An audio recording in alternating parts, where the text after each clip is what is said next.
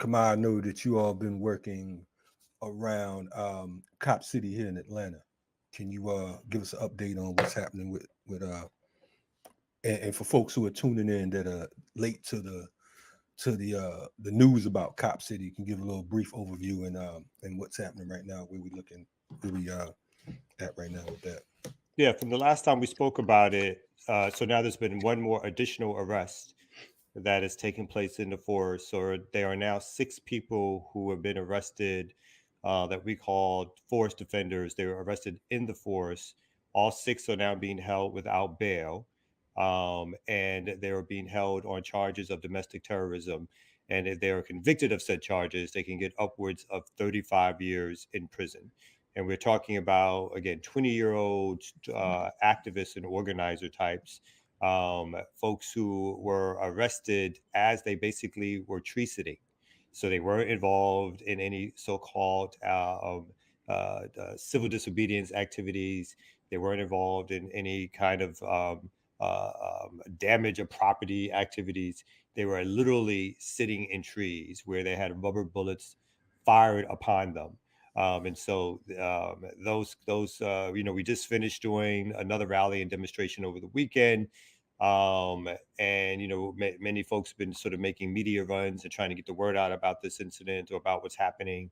And I think in the upcoming new year after the holiday, we're going to stage a protest in front of the district attorney in DeKalb County, who is going to be the lead prosecutor on this case. We should also note that the case itself, the arrest itself, was done by state agencies in Georgia. So the Georgia Bureau of Investigation was the lead police agency that actually made the arrest, but they did it in conjunction in sort of a task force with the Atlanta police, the DeKalb police, and the FBI and the Department of Homeland Security. So all these forces have linked to get together to start these actions. But the lead right now is the state police. But they are just taking the lead. It does not mean that Atlanta police, because we don't want to let Atlanta off the hook, because that's where all of this begins with the Atlanta police, the mayor, most of the city council have been fully behind building Cop City, and fully behind these activities of spying on organizers and activists, and creating a narrative that suggests that these folks are dangerous and or somehow terrorists. We think these arrests are meant to sort of chill people's desire or will to fight. And if anything, it's doing the opposite. More folks are coming out, more folks are getting involved and asking questions. And there's more coverage on what's happening because people can see that these arrests, based on how they were done and what the arrest warrants say, which is complete garbage, that these folks were just picked because they happened to be there, as opposed to be anybody that's connected to any so-called criminal activity except civil disobedience and direct action. Now, and I appreciate that update. I want to point out too to folks that Atlanta is, when you talk about Cop City, it stretches beyond just that particular encampment. We're talking about over the past few days, over 1,000 inmates have been transferred to Atlanta from Fulton County Jail. You had about 750 inmates and another 350 women from Union City that were transferred to Atlanta due to overcrowding. So the thing is, many of these folks have minor infractions, traffic, and things of that nature. And it's really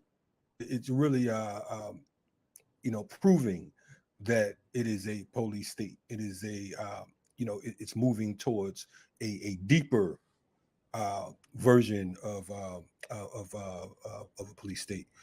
So stay tuned because it's so much going on, and folks get confused. They talk about this whole facade of Atlanta like it's some beautiful Mecca, and just move to Atlanta, and it is a trap.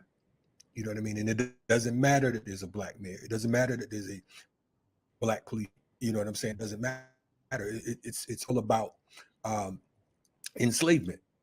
And as the Ruber pointed out, the slaves run the plantation here. So definitely, stay on And we should you point. should we should further point out that, and this is the jail that they're being moved to. A lot of them is the jail that people fought for over 4 or That's right. 5 years to close down. one that was Right. promised to be closed by Keisha Lance Bottoms, and turned into sort of either a community place or someplace where people can go to after they get out of jail slash prison, to get services.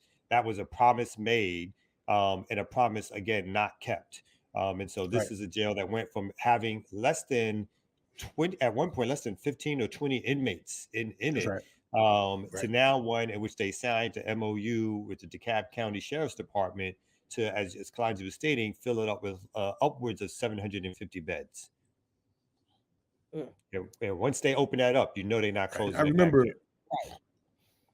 And I remember we had the comrades on the platform on Rennie talking about it into a facility to folks. They wanted to put in all types of different programs and so on and so forth. And yeah, Keisha was like, okay, we're gonna close it down, but it was the 1-2 punch. So one thing about imperialism is you can't celebrate too soon. Because you'll be like, okay, boom, they're shutting it down. Yes, but you didn't read the fine print. They was closing for the holidays. You know what I'm saying? They'll be opening back up once they get better contracts. And it's I mean, it's really bananas. I mean, it's just because these broken promises, and then it's more cops. And you look at folks like Andre Dickens, who's celebrating with Gilly, as we talked about last week. You know what I mean? But at the same time, having these Atlanta mayor balls with all these different celebrities, so on and so forth. We have to begin to treat these politicians the same as those folks who side with Zionist Israel. Those folks who go over there and perform, so on and so forth. We have to deal with them in the same manner. We have to say, listen, we recognize that you are against us, and by default, we can't support you. We don't care about what events you go to that we're at. We don't care about how cool you look, what rappers you hang out with. All of that is irrelevant. If it's about our demise and it's about us being imprisoned and turned over into chattel slaves legally, then we're not co-signing what it is you bring into us.